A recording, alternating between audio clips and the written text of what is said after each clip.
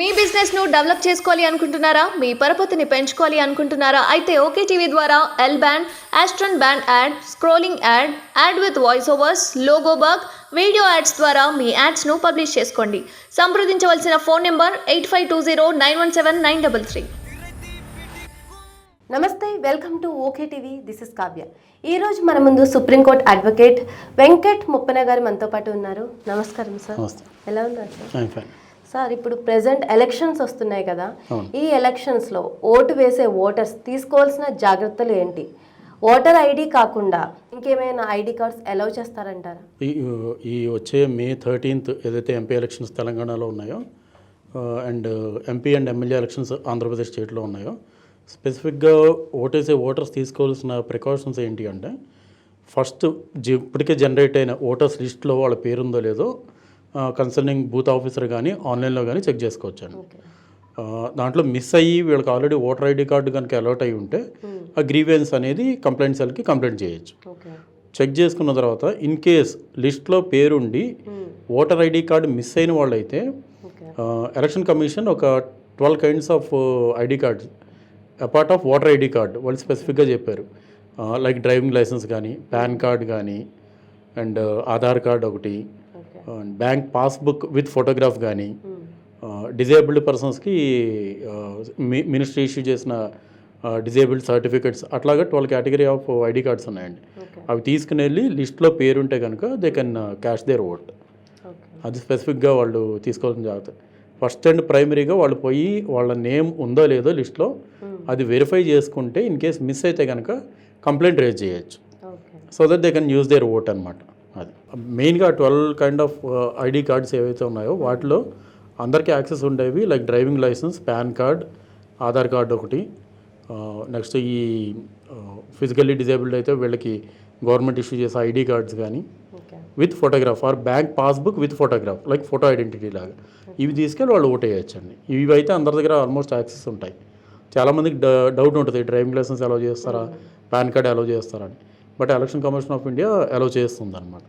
But వీళ్ళు మేజర్గా check చేసుకోవాల్సింది ఏంటంటే నా పేరు ఫ్రెష్గా జనరేట్ అయిన ఓటర్ లిస్ట్లో ఉందా లేదా. లిస్ట్లో పేరుంటే మాత్రం they can cash their vote. ఈ మేజర్గా అవైలబుల్ ఉండే ఐడి కార్డ్స్ ఏవైతే నేను చెప్పానో వాటిలో ఏదో ఒకటి తీసుకెళ్ళి వాళ్ళు ఓటేసి రావచ్చు. సార్, ఎలక్షన్స్లో కొంతమంది డబ్బు మందు తీసుకుంటూ ఉంటారు. సో ఇది ఎంతవరకు కరెక్ట్ ఇలా తీసుకోవడం? కరెక్ట్ కాదండి. టు బి ఫ్రాంక్, సిగ్గుచేటు కూడా. ఓట్ అనే ఒక బ్యూటిఫుల్ వెపన్ చేతిలో పెట్టుకొని నేను పోయి ఓటేయడానికి కూడా డబ్బు తీసుకోవడం, మందు తాగి ఓటేయడం అనేది అసలు సిగ్గుచేయడం. షుడ్ ఫీల్ అషేమ్డ్ అనమాట. అది ఎందుకంటే ఎవరు ప్రభుత్వంలోకి రావాలి అన్నా సరే వాళ్ళు కన్సర్న్ కేటగిరీ ఆఫ్ పీపుల్కి స్కీమ్స్ కానీ వెల్ఫేర్స్ కానీ ఆల్రెడీ పెడుతున్నారు. ఎవరు ప్రభుత్వంలోకి వచ్చినా ఇద్దరు మేనిఫెస్టోలోని వెల్ఫేర్ స్కీమ్స్ ఉంటాయి. వెల్ఫేర్ స్కీమ్స్ ఉంచుకుని కూడా మళ్ళీ డబ్బులు తీసుకోవడం అన్నది అది ఇట్స్ నాట్ రైట్ అండి. Not right. అంటే మనం ఒక రకంగా మన రైట్ని మనం ఎక్సర్సైజ్ చేయడానికి కూడా ఏదో లంచం తీసుకున్నట్టే. ఏ పార్టీ రూలింగ్లోకి వచ్చినా వెల్ఫేర్ స్కీమ్స్ తీసుకునే వాళ్ళు అయితే తీసుకుంటారు. అది మనం తీసుకునేటప్పుడు మళ్ళీ ఆ స్కీమ్స్ మనకు రావడానికి కూడా మనం పైసలు తీసుకోవడం అన్నది ఇట్స్ నాట్, అసలు కరెక్ట్ కాదండి. ఒకేలా మనీ పంచిపెడుతున్నారని తెలిసి పోలీసులు ఎటువంటి యాక్షన్ తీసుకుంటారు ఎలక్షన్స్ ముందు?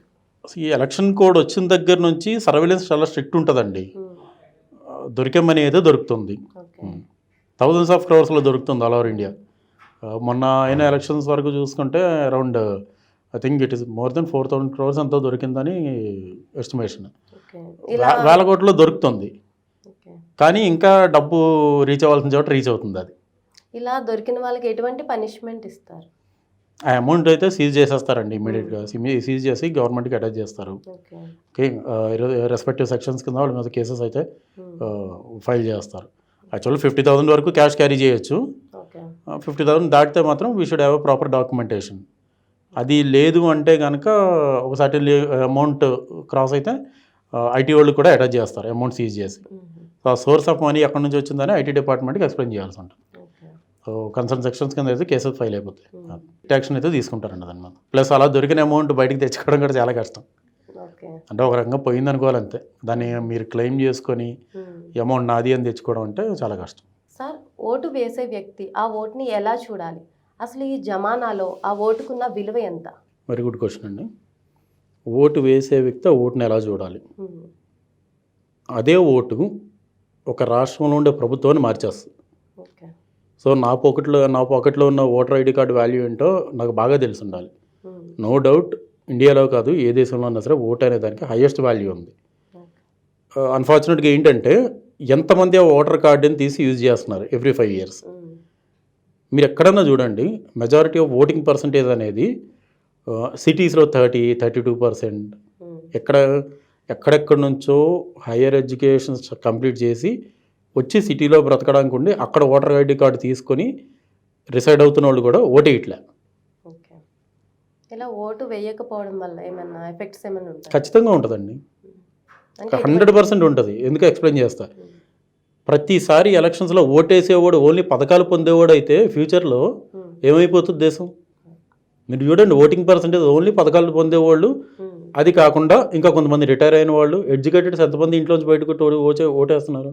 ఎవ్రీ ఎలక్షన్లో సెలబ్రిటీస్ పాపం ఛానల్స్ ముందుకు వచ్చి మార్నింగ్ 10 అయింది, ఓటింగ్ పర్సంటేజ్ 12లో ఉంది, 15లో ఉంది, 13లో ఉంది అంటే నా రెస్పాన్సిబిలిటీని కూడా ఎవరో ఒక సెలబ్రిటీ ఛానల్లోకి వెళ్ళి కూర్చొని నాకు ఆ ఒక్కరోజు కూడా గుర్తు చేయాలా? అంతే కదా. నేను ఈ ఓటు వేయలేదనుకోండి 5 years రాష్ట్రంలో పరిపాలించే ప్రభుత్వం ఏం చేసినా అడిగే హక్కు నాకు ఉండదు. సోషల్ మీడియాలో వేదికగా పెట్టుకొని వాళ్ళు అలా చేశారు ఇలా చేశారు మేనిఫెస్టోస్ ఫుల్ఫిల్ చేయలేదు అడిగే రైట్ అయితే కోల్పోతాం కదా. No doubt will pay the state government tax. కానీ నా పాకెట్లో ఓటర్ ఐడి అనే వెపన్ని పెట్టుకొని నేను అది యూటిలైజ్ చేయనప్పుడు అడిగే రైట్ ఎంతవరకు ఉంటుంది? థ్రెట్ అండి నిజంగా. అది voting percentage should cross minimum 75%. For example ఒక 100 members ఉంటున్నారు, 100 people ఉంటున్నారు. 100 peopleలో 100 peopleకి ఓటింగ్ రైట్ ఉండదు, ఒక 70 peopleకి ఉంటుంది. దాంట్లో కూడా 50% ఓటింగ్ అవుతుంది అనుకోండి ఎగ్జాంపుల్. అంటే అవుట్ ఆఫ్ 100 people 35 people ఓటేస్తున్నారు. ఆ 50% ఓటింగ్లో కూడా మీకు ఒక 80% మీరు ఓన్లీ స్కీమ్స్ తీసుకునే వాళ్ళు ఉంటే ఎంత పర్సంటేజ్ ఎడ్యుకేటెడ్స్ వచ్చి ఓటేస్తున్నారు చెప్పండి. ఈ ఓటు ఎవరికి వేస్తాం అన్నది ముఖ్యం కాదండి. 100% నేను ఒక గ్రాడ్యుయేట్ని, నాకు మెజారిటీ మైనారిటీ తీరి నేను మేజర్ అయ్యాను, నాకు ఓటర్ ఐడి కార్డు ఉంది. ఓకే, ఓటర్ ఐడి కార్డు అనేది సిటిజన్షిప్కి ఒక ప్రూఫ్లా పెట్టుకోకుండా ఆమె సిటిజన్ ఆఫ్ ఇండియా అని అనిపించుకోవడం కాకుండా వచ్చి ఓటేస్తే కొంచెం బాగుంటుంది. నో మ్యాటర్ ఆ ఏజ్ లెవెల్కి ఉన్న మెచ్యూరిటీ లెవెల్కి ఎవరికి వేయాలంటే వాళ్ళకి వేయచ్చు. బట్ ఓటింగ్ పర్సంటేజ్ మాత్రం 100% పెరగాలండి. It should cross above 70 to 80% దాటినప్పుడు ఆ ఎలక్షన్స్కి ఒక యూజ్ ఉంటుంది. ఓటింగ్ పర్సంటేజ్ ఎంత పడినా ఎలక్షన్స్కి అయ్యే ఖర్చు అంతే అవుతుంది. ఫ్రమ్ మార్నింగ్ 10 to 4 అంతే కదా. 10 మంది వెళ్ళి ఓటేసినా 1000 మంది వెళ్ళి ఓటేసినా ఓటింగ్ ఎలక్షన్కి అయ్యే ఎక్స్పెండిచర్ అదే అవుతుంది కదా. అందరూ వెళ్ళి ఓటేస్తే అది కొంచెం సెన్సిబుల్ ఉంటుందండి. అంతే తప్ప ఓటింగ్ పర్సంటేజ్ ఎంత ఉందని నేను ఇంట్లో కూర్చొని చూస్తా అంటే అది కరెక్ట్ కాదు. అది we should feel some what responsible కదా. కొంతమంది ఏ పార్టీకి ఓటేయకుండా నోటాకి వేస్తూ ఉంటారు, వాళ్ళ గురించి ఏం చెప్తారు? నోటాకి ఓటు వేయడం అంటే అది ఎక్స్ప్రెస్ ఆఫ్ ఒపీనియన్ కింద తీసుకోవచ్చండి. అంతే. నోటా అనే దాంట్లో ఇక్కడ ఒకటి ఉంటుందండి, నాకు నోటా అంటే నాకు ఈ పైన ఎవరో నచ్చలేదని, అది లేమన్ లాంగ్వేజ్ అంతే కదా. అలాగే ఎవరు చెప్పారు అనేది కూడా పబ్లిక్కి తెలిస్తే బాగుంటుంది కదా. ఇప్పుడు తప్ప నా పేరు తెలియదు, నా ఐడెంటిటీ తెలియదు, నేను నోటాకి ఓటేసాను, యూజే ఉంటుంది. ఏ వ్యక్తికి పైన ఉన్న వాళ్ళు ఎవరో నచ్చలేదో తెలిస్తే కూడా బాగుంటుంది కదా. అలాంటి ఫెసిలిటేషన్ ఇంకా రాలే మనకి. అది ఇట్స్ గుడ్ థింగ్ అండి, express of opinion. Okay, 100 votes ఒక 10 votes నోటా పడినాయి, అట్లీస్ట్ ఆ 100 votes 10% మందికి ఈ పై వాళ్ళు ఎవరు నచ్చలేదు. సార్, రాబోయే ఈ ఎంపీ ఎలక్షన్స్లో ఓటు వేసే ఓటర్స్కి ఒక సుప్రీంకోర్టు అడ్వకేట్గా మీరు ఇచ్చే సలహా ఏమిటి? ఇచ్చే సలహా ఒకటేనండి, అది ఎంపీ ఎలక్షన్ అయినా ఎమ్మెల్యే ఎలక్షన్ అయినా సరే, బీ ఏ రెస్పాన్సిబుల్ ఓటర్. వచ్చే అవకాశం 5 సంవత్సరాలకు ఒకసారి వస్తుంది. ఇంకా ఎమ్మెల్యే ఎలక్షన్స్ కన్నా ఎంపీ ఎలక్షన్స్లో చాలా ప్రికాషనరీగా ఉండాలి. అంటే ఇది స్టేట్కి సంబంధించిన ఇష్యూ అయితే అది ఎంటైర్ నేషన్కి సంబంధించిన ఇష్యూ. సో ఉన్న పార్టీస్లో ఉన్న కంటెస్టింగ్ క్యాండిడేట్స్లో whether ruling party, opposition party, independence అని కాకుండా చూసి బేసిక్ ఎడ్యుకేషన్ ఉన్న వాళ్ళకి కానీ సోషల్ రెస్పాన్సిబిలిటీ ఎస్పెషల్లీ ఒక వ్యక్తికి నేను మంచి చేయాలనే సదుద్దేశం ఉన్న వాళ్ళు ఎవరన్నా కంటెస్టింగ్ క్యాండిడేట్స్ ఉంటే అలాంటి వాళ్ళని సెలెక్ట్ చేసుకుని పార్లమెంట్కి పంపిస్తే మీ వాయిస్గా వాళ్ళు మారి గట్టిగా ప్రశ్నిస్తారు. ఇన్ కేస్ మీరు ఓటేసిన వ్యక్తి అదే పార్టీ కనుక రూలింగ్లోకి వెళ్తే సెంట్రల్ గవర్నమెంట్ స్కీమ్స్, మంచి మంచి స్కీమ్స్ వచ్చి it will help in the building of very good nation with good governance. Be a sensible voter, చెప్పేదంతే. సార్, ఎలక్షన్స్లో గవర్నమెంట్ తన పని దాన్ని చేస్తుంది, అలాగే పొలిటికల్ పార్టీస్ ఓటింగ్ పెంచడానికి ఏం చేస్తే బాగుంటుంది? ఒక మెయిన్ ఇంపార్టెంట్ థింగ్ చేయాలండి. ఎలక్షన్ క్యాంపెయినింగ్కి వెళ్ళినప్పుడు ఓటేయండి ఓటేయండి మాకు ఓటేయండి మమ్మల్ని గెలిపించండి అని అడిగే ప్లేస్లో కంటిన్యూషన్గా ఓటు కంపల్సరీ వేయండి అని కూడా చెప్తే బాగుంటుంది. ప్రతి ఎలక్షన్ క్యాంపెయినింగ్లో, ప్రతి ర్యాలీలో మీరు ఏ క్యాంపెయినింగ్ అన్నా చూడండి, మమ్మల్ని గెలిపించండి అంటారు. బేసిక్గా ఫస్ట్ ఇంట్లోంచి బయటకు వచ్చి ఓటేయండి అని చెప్పాలి. అది చెప్తే తర్వాత ఎవరన్నా మంచి చేస్తారని నమ్ముకుంటే వాళ్ళకి వేస్తారు.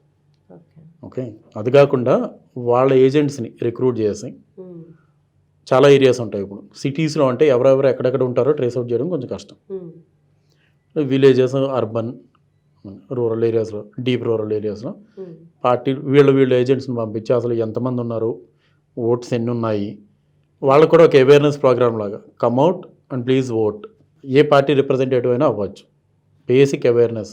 విలేజెస్లో కూడా ఎడ్యుకేటెడ్స్ ఉంటారు, రూరల్లో కూడా ఎడ్యుకేటెడ్స్ ఉంటారు. సో కొంచెం డోర్ టు డోర్ క్యాంపెయినింగ్ చేసే టైంలోనే priority of voting and importance of voting అనేది కొంచెం ప్యారలల్గా క్యాంపెయినింగ్తో పాటు అవేర్నెస్ కూడా చెప్తే 1-10 సార్లు దే విల్ ఫీల్ బెటర్. తెలియని వాళ్ళు కూడా, కొత్తగా ఓటు హక్కు వచ్చిన వాళ్ళకి కూడా అదేదో ఒక ఎలిజిబిలిటీ కార్డులా కాకుండా వాట్ దే కెన్ డూ అని అర్థం అవుతుందండి. అందు వాళ్ళు కూడా ఒక సిస్టంలో ఒక పార్ట్ కింద మారడానికి అవకాశం ఉంటుంది. సరే, ఈ దొంగ ఓట్లు అనేవి ఏ రీజన్ వల్ల వేస్తూ ఉంటారు? దొంగ చెప్తాను మీకు. చాలా గుడ్ క్వశ్చన్ అండి. For example, voter list generate అయిన తర్వాత ఒక వ్యక్తి చనిపోతాడు. అతను డెత్ సర్టిఫికేట్ తీసుకెళ్ళి మళ్ళీ ఎలక్షన్ కమిషన్కో సదరు ఎంఆర్ఓకో సబ్మిట్ చేస్తే ఓటింగ్ రైట్ అనేది క్యాన్సిల్ చేసుకునే ఇది ఉంటుంది. అంటే వాళ్ళ ఫ్యామిలీ మెంబర్స్ రిప్రజెంట్. చాలా సందర్భాలు ఇవి జరగవు. అంటే ఒక వ్యక్తి చనిపోయిన తర్వాత బాధ్యతగా నేను వెళ్ళి తన పేరు మీద ఉన్న ఓటింగ్ రైట్ని కూడా క్యాన్సిల్ చేయించాలని మనం ఆ కాషియస్ స్టేజ్లో చాలా తక్కువ ఉంటాం. ఇలాగా వీటిల్లో ఎక్కువ పడతాయి. అర్థమైందండి? అన్ని చోట్ల పడతాయని కాదు, బట్ చేసే అవకాశాలు చాలా ఎక్కువ ఉంటాయి. ఎందుకంటే ఓటు హక్కు ఉన్న వ్యక్తి చనిపోయి ఉంటాడు, రైట్? కానీ తన ఆధార్ కార్డు క్యాన్సిల్ కాదు, యాక్టివ్లో ఉంటుంది. ఓటర్ ఐడి కార్డు యాక్టివ్లో ఉంటుంది. సో కొంచెం నియర్ బై అదే ఫేస్ ఫీచర్స్తో ఉన్న వాళ్ళని తీసుకెళ్ళి ఓటు వేయించే అవకాశం చాలా ఎక్కువ ఉంటుంది. అదే మీకు ఓటింగ్లో మీరు సిమ్ కార్డు తీసుకునేటప్పుడు థంబ్ ఐడెంటిఫికేషన్ అనేది ఒకటి ఉంటుంది, రైట్? ఒక చిన్న సిమ్ కార్డుకి ఫ్రీగా ఇచ్చే సిమ్ కార్డుకి కూడా. అలాగే మీరు ఓటింగ్ వేసేటప్పుడు అదే థంబ్ ఐడెంటిఫికేషన్ అనేది పెట్టారనుకోండి, ఇండియాలో ఒక్క దొంగోడు పడదు, ఎట్టి పరిస్థితుల్లో పడదు. అవునా?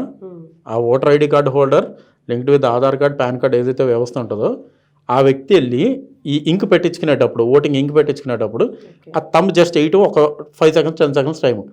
ఆ ఆథెంటికేషన్ కూడా తీసుకుంటే ఎలక్షన్ కమిషన్ ఇండియాలో ఒక్క దొంగోటు పడదు. ఆ సిస్టమ్ రాదు, అంటే ఇప్పట్లో రాదు.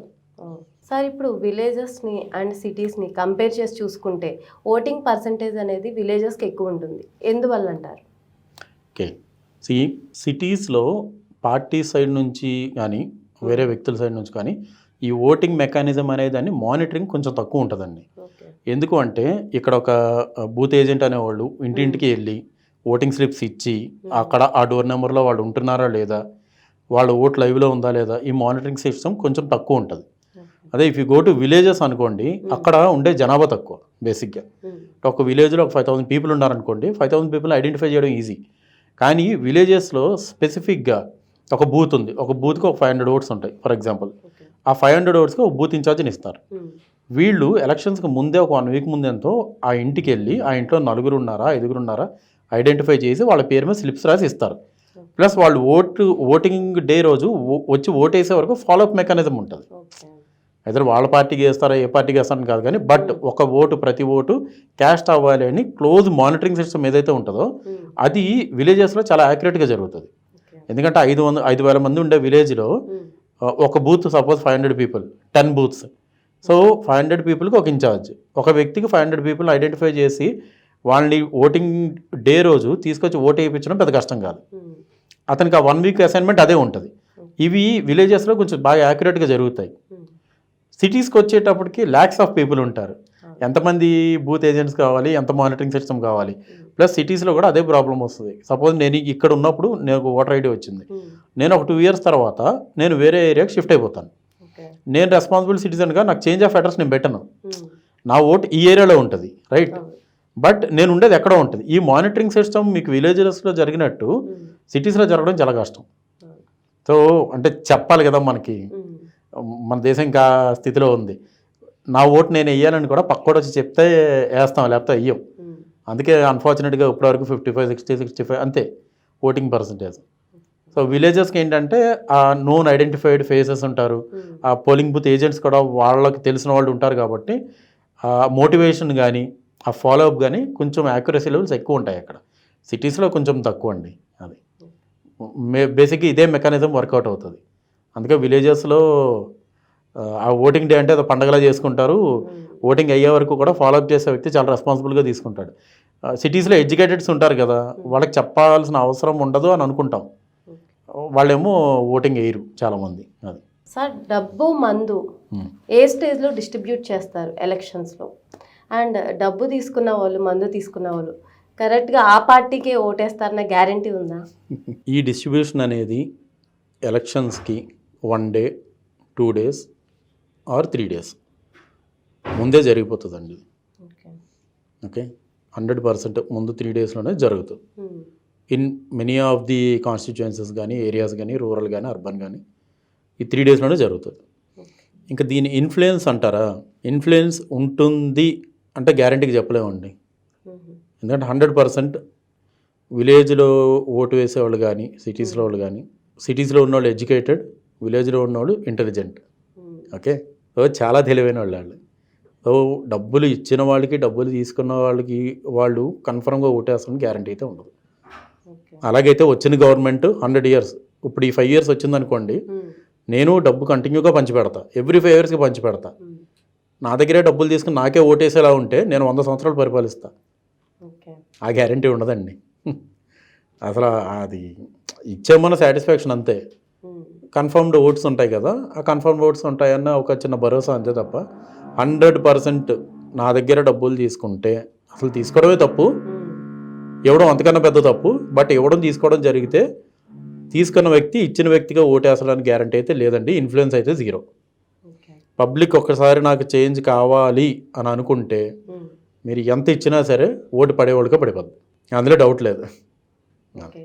ఓటు ఎలాగో వాళ్ళకి నచ్చిన వాళ్ళకి వేస్తారని తెలిసి కూడా ఈ డబ్బులు ఎందుకు ఇస్తారు? ఇవ్వాలి కదండి, అలవాటు చేసాం కదా. ఏడ్చే పిల్లడికి చాక్లెట్ అలవాటు చేసి ఒకసారి అలవాటు చేసి రెండోసారి ఏమనంటే ఊరుకుంటాడా? మాట వింటాడా? విండగా. ఇది అంతే.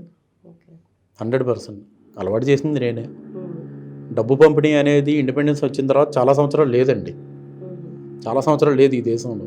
అది పోను పోను పోను పోను అలవాటు చేసాం మనం. నిజంగా ప్రజాసేవ చేయాలంటే డబ్బు పంచక్కర్లేదు. డబ్బు పంచకపోతే పదవిలోకి రావు. ఇదంతా ఒక చైన్ సిస్టంలో తయారైపోయింది. అందరూ పంచుతారని నేను అన్ను.